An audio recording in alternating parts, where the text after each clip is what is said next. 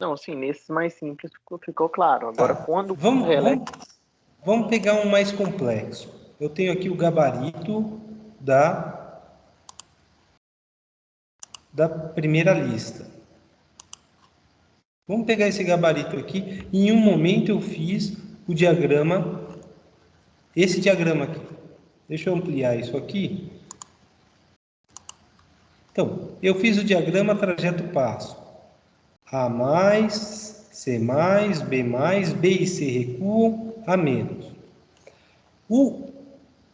A posição dos estados está aqui. Olha, o inicial é igual ao final. Perfeito, a gente tem um ciclo. Aí eu tenho 1, 0, 0, 1, 0, 1, 1, 1, 1, 1, 0, 0. Qual desses se repetiu?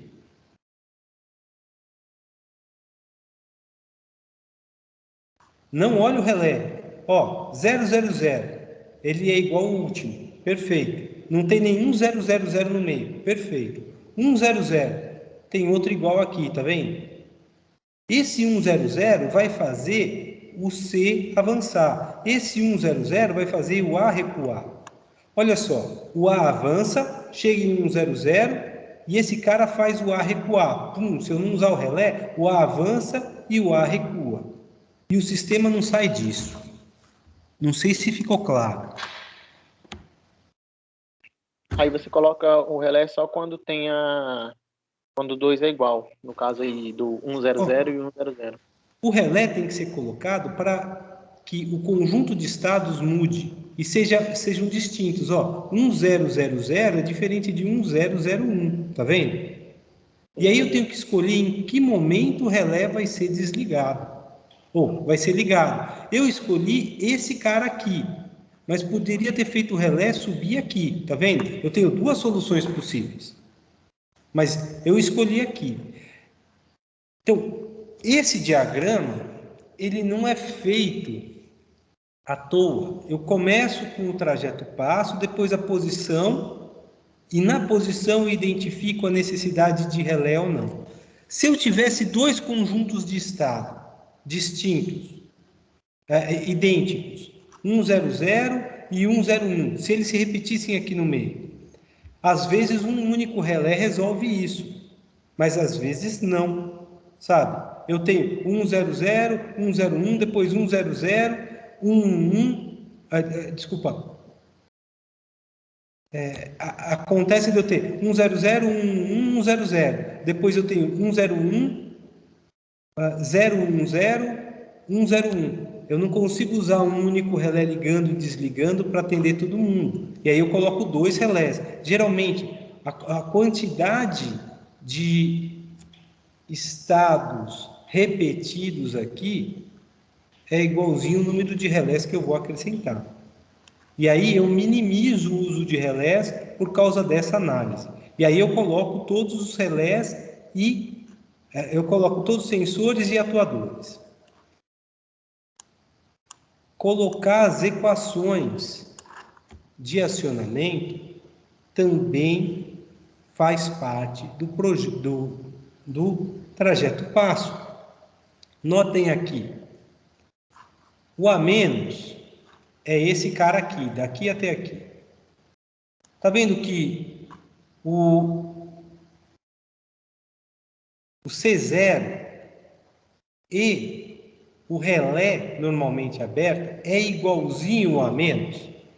Ó, se eu pegar esse cara que termina aqui e esse cara que começa aqui e termina aqui, fizer esse e esse, eu tenho esse sinal de atuação. Então eu falo, olha, o A- é idêntico a C0 e KNA. Posso usar uma válvula simples solenoide. E o A mais é o inverso disso. Com uma coisa, eu aperto o botão e o A mais funciona. Então é como se eu colocasse um botão e o não A menos. O não A menos é não, tudo junto, C0 e KNA. O não de um E é o não separado de os. Vai ser o não C0, o não C0 é esse cara aqui, ou o K normalmente aberto, K normalmente invertido, que é o K normalmente fechado. Então vai ser esse cara mais esse cara. E aí vai dar justamente esse tamanho inteiro aqui. Se eu não escrevo essa equação, eu não tenho como colocar isso aqui, olha. O A menos é C0 e K. Eu não pus o botão de acionamento aqui. Eu poderia colocar um barrado, botão de acionamento e esse cara barrado.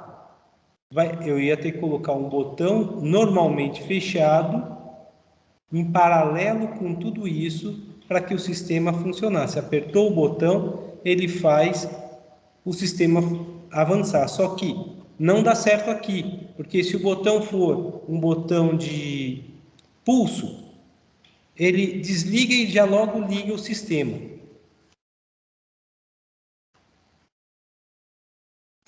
Porque o relé ainda não foi ligado. E o normalmente fechado vai estar funcionando. O normalmente aberto não está funcionando. Isso.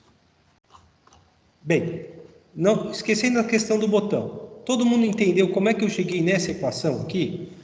Sim ou não?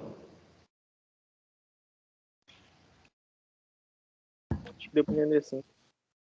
Da mesma forma, eu começo a olhar o B. O B mais é o menor. E o C1 tem o mesmo tamanho. É idêntico o mesmo tamanho. Então, é fácil falar que pode usar uma válvula simples solenoide. Esse é outro ponto. O método cascata, ele tem uma regra para colocar relés. E essa regra não é ótima. O método trajeto passo, pela análise das posições, a gente só coloca o número de relés necessário, de forma ótima. Só que é uma análise feita pelo cara que projeta, pelo projetista. Aqui, o método trajeto passo mostra que você consegue analisar se vai usar uma válvula simples ou duplo solenoide.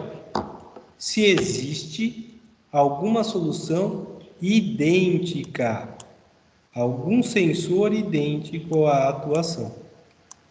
E aí a gente usa uma válvula simples solenoide.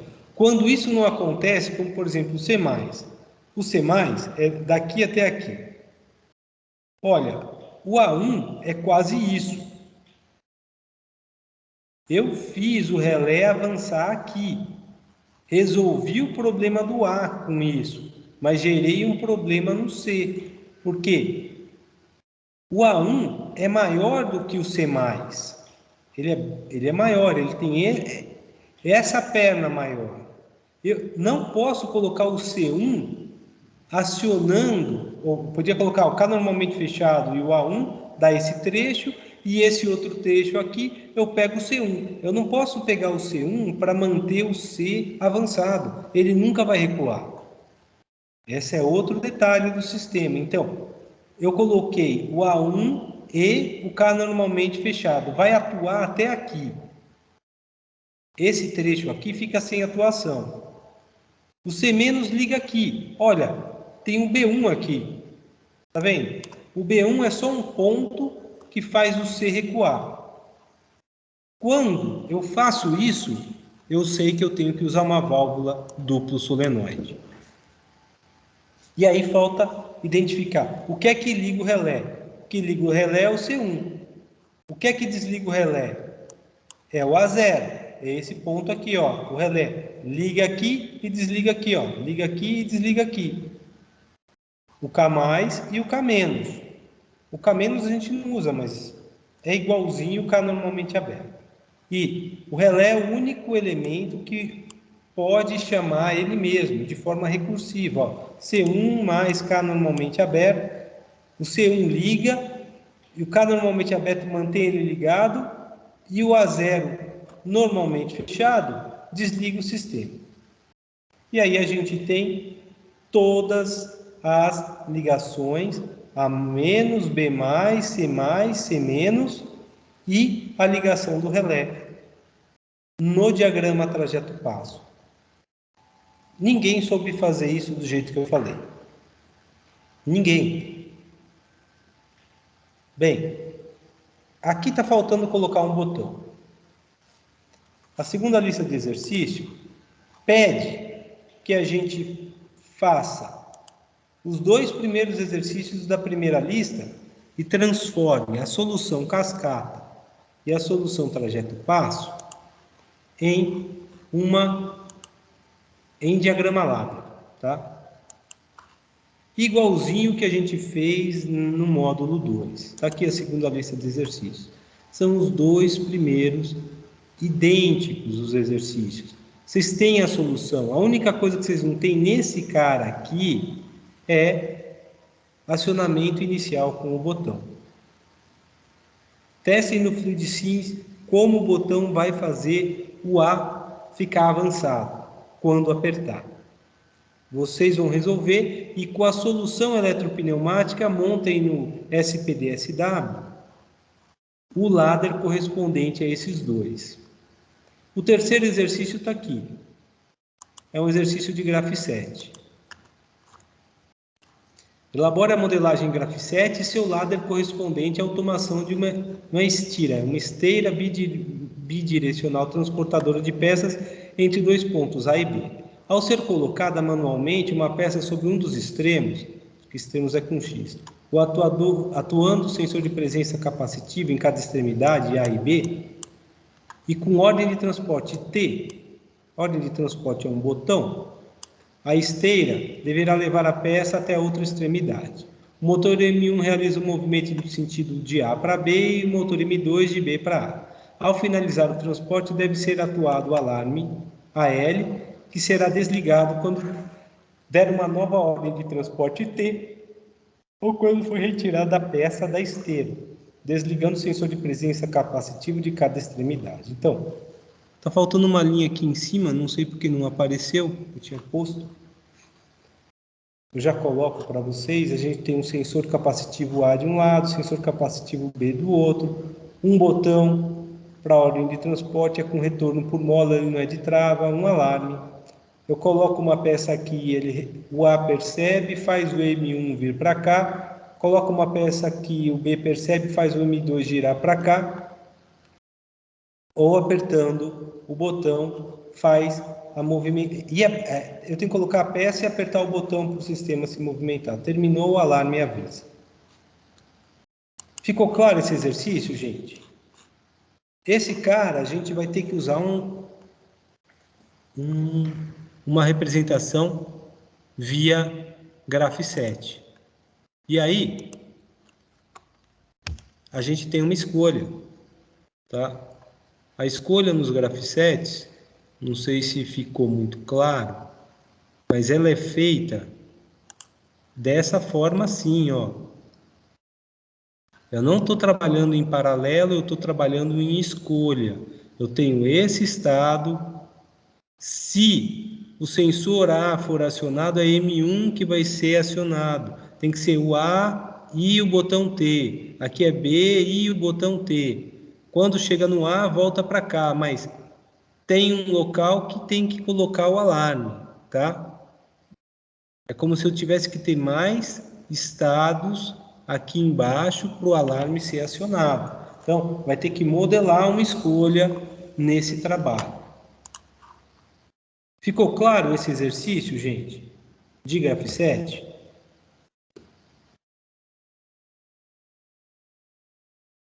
Sim ou não? Sim, pessoal. Ok. O que a gente vai fazer? Bem, eu já falei para fazer as correções do módulo 1. Para cada aluno eu coloquei as correções que deveriam ser feitas. Vocês, eu estou esperando até hoje para vocês mandarem o módulo 1 corrigido. O módulo 2 nada mais é do que o módulo 1, só que agora eu vou transformar ele em ladder. São os mesmos exercícios, só que eu quero em ladder, usando o SPDSW, tá?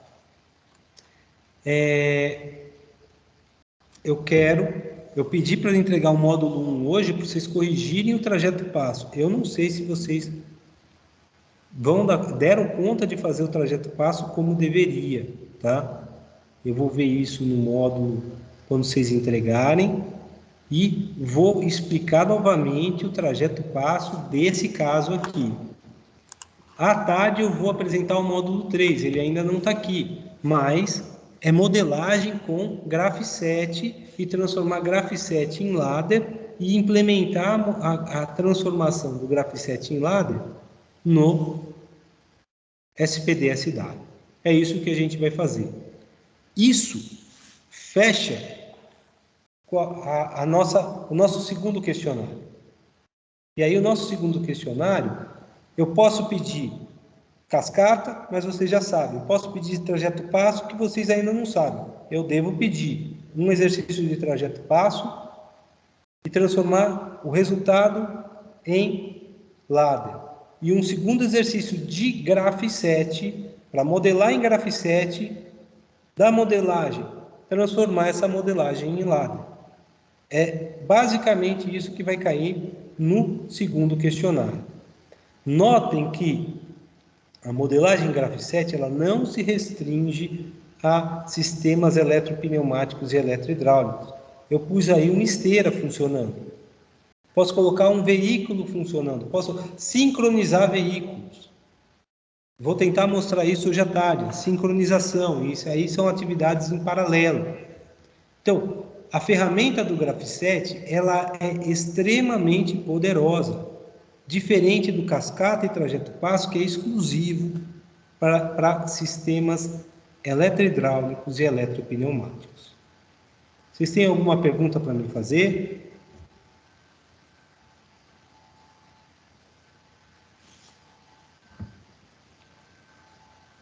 Por enquanto, tranquilo, professor. Vocês entenderam o trajeto passo?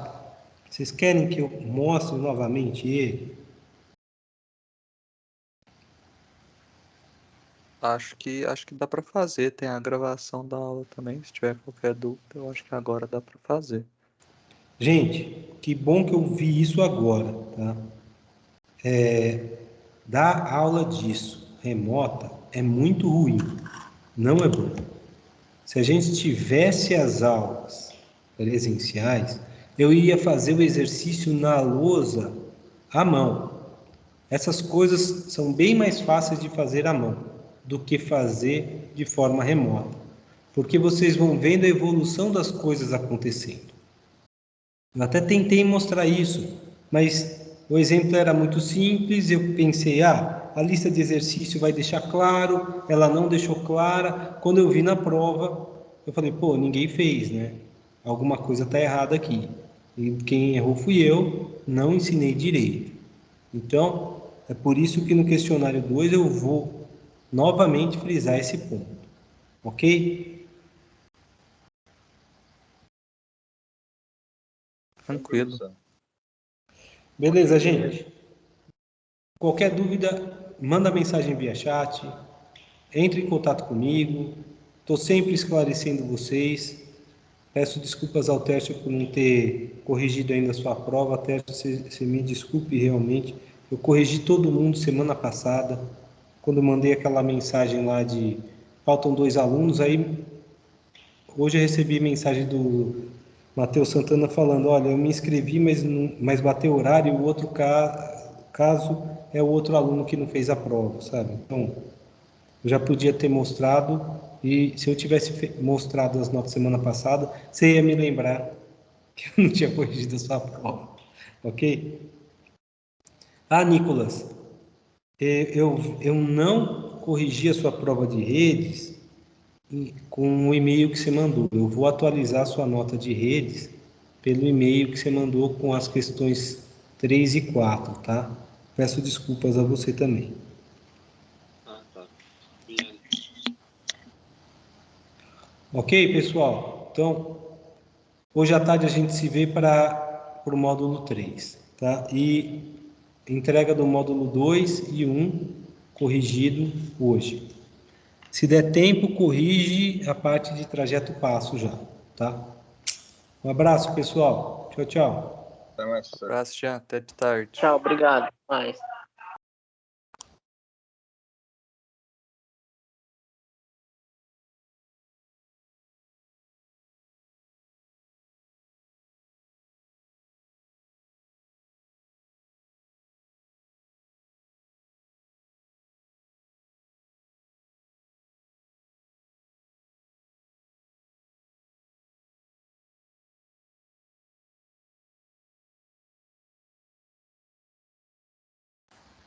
Tércio, quer falar comigo?